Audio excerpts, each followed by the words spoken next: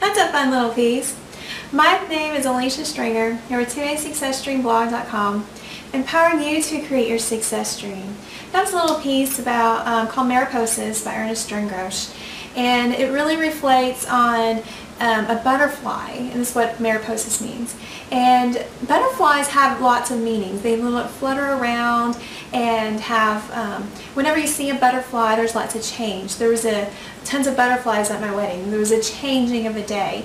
And so today I wanted to reflect on a simple piece like Mariposas of butterflies meaning change and how you can become a better thinker. I was in Toastmasters last night, and it gave me some ideas on how to tell everybody how to change the way that they can become a better thinker. And he gets this great information from John Maxwell.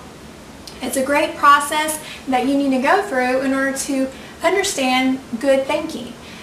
Do you want to be a better thinker? If you always want change, you always have to know how you can think better. So there's about 4 points I want to quickly, four or five points I want to quickly kind of go through and share with you. Number one, expose yourself to good input. When you are trying to be a good thinker, you have to pump in lots of ideas and get the thinking process started. So it's kind of like your brainstorming process. How can you start thinking better? And so put it in writing, put it somewhere where it's your favorite place of your thinking cap. So that's why a lot of people recommend using journals and having that reflective journal space to brainstorm some of those thinking things that you're kind of going through. Put that input down.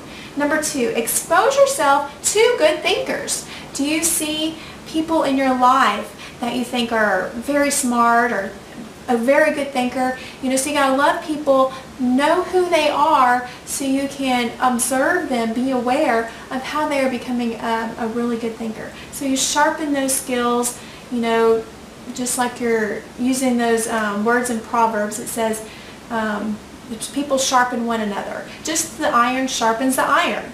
You want to be a sharp thinker and be around sharp people. Number three, choose to think good thoughts. When you become a good thinker, you regularly are putting yourself in a place that you can stretch and expand your thoughts. You're trying to make a discipline to kind of expand out of your comfort zone. And believe me, I think I've been expanding out of my comfort zone, finally playing the piano in front of you guys and making some different aspects to kind of come out of your comfort zone, to think of those good thoughts, to just kind of make it a discipline to always be thinking out of the box, be able to make that change in what you're thinking or how you need to apply things. Number four, act on those good thoughts. You know, you can't just write them down on that piece of paper. You can't just look at somebody, be aware of what they're doing, and not actually act on it.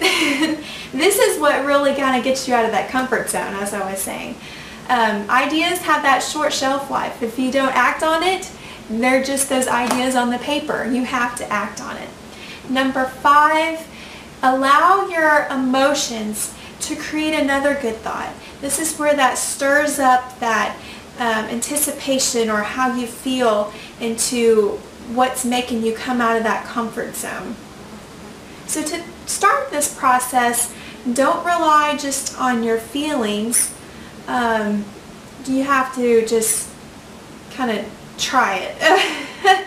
After you go through this discipline process of thinking, enjoy some success. Allow you to savor that moment and know how your emotions are effectively, so you can be aware of how you acted on it and realize what that energy is, so you can reassess that, know how that feeling feels.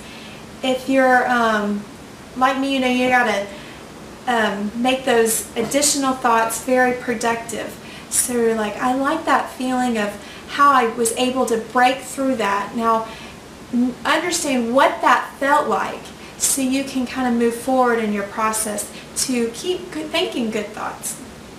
Repeat this process.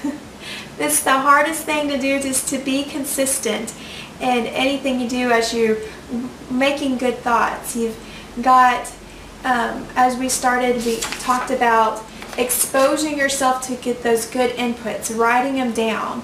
And then number 2, we expose yourself to good thinkers. When we were studying the God and Bible and the different stories, we're studying success thinkers like John Maxwell.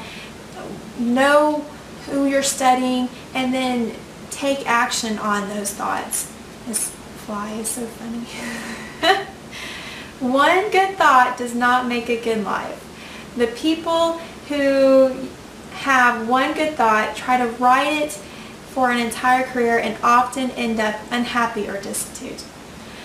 You can't just be that one-hit wonder, one book that you made, one video you made, one blog post you made. You have to be consistent. To be someone who can mine a lot of gold, you need to be repeating the process of good thinking. And so I'm here to encourage you to empower your thoughts, empower your success dreams, to keep going through this process. Brainstorm it, see how others people are doing it, see what is out there in the industry, who's thinking those good thoughts, how you can act on it. Once you're aware of what they are, now you can take action on it and allow those emotions to create another good process. You're coming out of the box. You've stepped out of your comfort zone to take that action. What did that feel like? Respond to that so you can repeat that process. How did it feel to make your first video? How did it feel to actually learn a piece on the piano and share it with somebody? How was it to share that blog post and going, wow, I got a comment? Or, and it could be something little, it could be something big. Made that one book. Are you going to go do it again? Repeat that process so people can see you're consistent. You're always thinking those good thoughts. And so I just wanted to share those little tidbits of change in there. And always in my videos I share with you some of the top things I'm doing to repeat the process of the good thoughts. And I always share it on a blog. If you don't have a blog, it's so simple to just plug in, and you have to put in some investment in it. And that is what is invested in your good thoughts. You have to invest in you in order to make those processes consistent.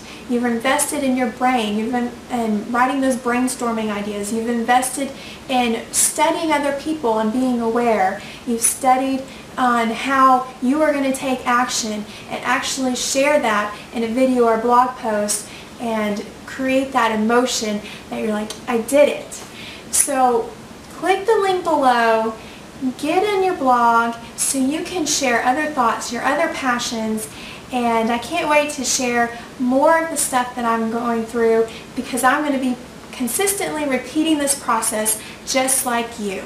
So click the link below now.